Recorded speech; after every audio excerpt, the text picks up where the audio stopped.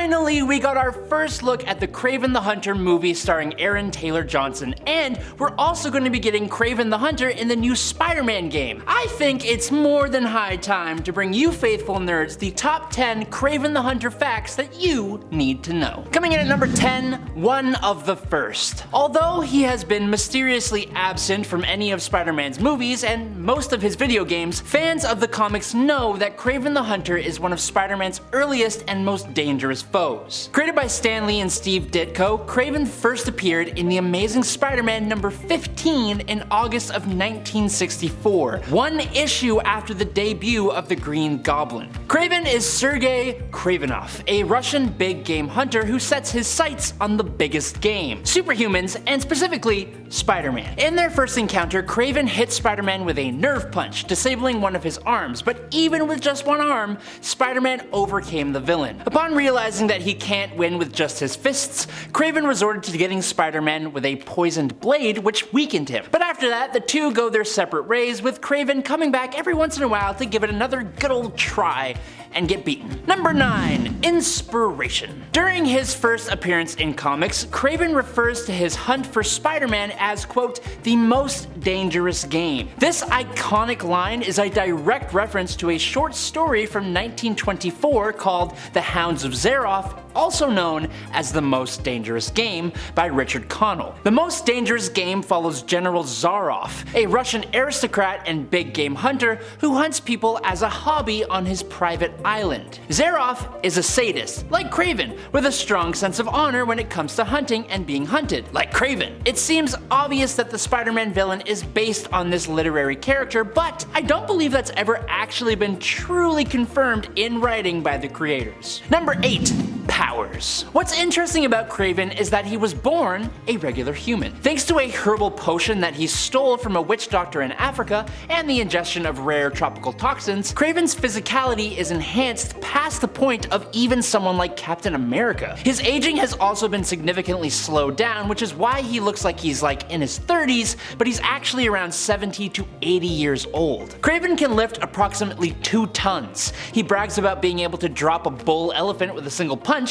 He has boosted agility and reflexes, as well as the ability to sprint at 60 miles per hour. He's also far more durable than he looks. Spider-Man has claimed to have needed to punch Kraven so hard that it would have staggered the Hulk, and Harry Osborn has said that punching Kraven felt like punching elephant's hide. Now, obviously, Kraven isn't as strong or as fast as Spider-Man himself, but his physicality combined with his intellect, technical skill as a marksman and hand-to-hand fighter, with a hunter's mentality and a heck of an arsenal, makes Kraven the Hunter a villain that not many heroes should take lightly. Number 7.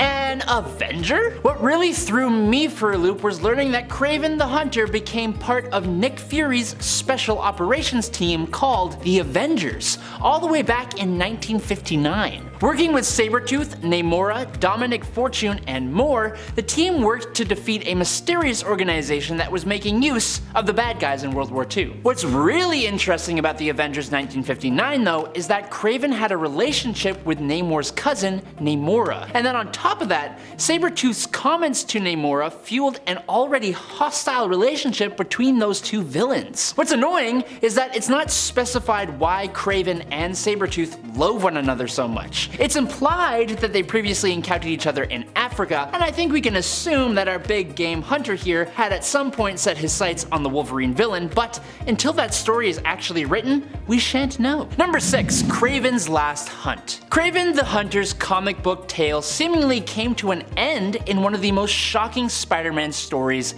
ever. Kraven's Last Hunt finally sees the Hunter get the drop on Spider-Man. Sticking Spidey in the neck with a dart and then burying Spider-Man 6 feet under, Kraven actually beat his adversary, which only a handful of villains can actually claim to have accomplished. Thinking Peter Parker is down and out, Kraven weirdly starts to take on Spider-Man's costume, or a copy of the black Spider-Man costume, and he hunts down criminals. In an attempt to prove to himself that he's better than Spider-Man, he defeated Vermin, a villain that Spider-Man couldn't defeat without the help of Captain America. Unfortunately, the whole thing still ends in tragedy for Kraven though. Spider-Man digs himself out of his grave, which renders Kraven's victory moot, but Kraven had also accomplished his main goal by besting Spider-Man. Convincing himself that he has no reason to live anymore, Kraven chooses to defeat himself permanently. Number 5. His family. Kraven the Hunter isn't the only villain in his very large and prominent family. I am going to mispronounce a lot of the names here. His half-brother Dmitry Smirdyakov,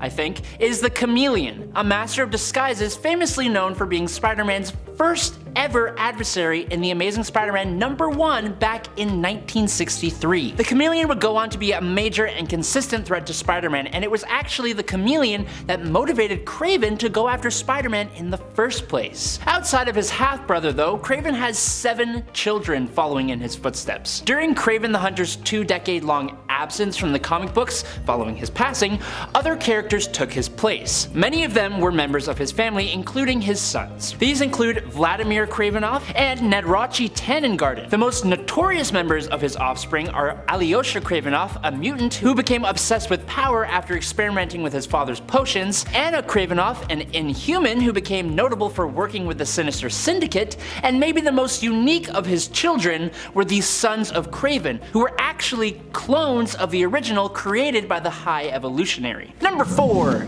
Gog. Alongside his many interesting children, Kraven also became the adoptive father to a mighty alien named Gog. As a crazed big game hunter, it only makes sense that Kraven would go to the Savage Land, where prehistoric animals roamed free. But he went with the single-minded objective of conquering the land. While in the Savage Land, Kraven stumbled upon a downed spaceship, and in it, he found Gog while the alien was still young and very little. But surprise, the alien aged up quick and grew even quicker until it towered over Kraven himself. Kraven and the ginormous alien allied together but were still eventually defeated by the Savage Land's Khazar and Spider-Man. Number 3. Resurrection. Remember how I said Kraven defeated himself permanently? Yeah, I was telling a fib. Sure, others from his family took his place in his absence, but in the 2009 storyline, The Gauntlet and the Grim Hunt, the original Kraven was resurrected. His family brings him back through an arcane ritual using the blood of Spider-Man, which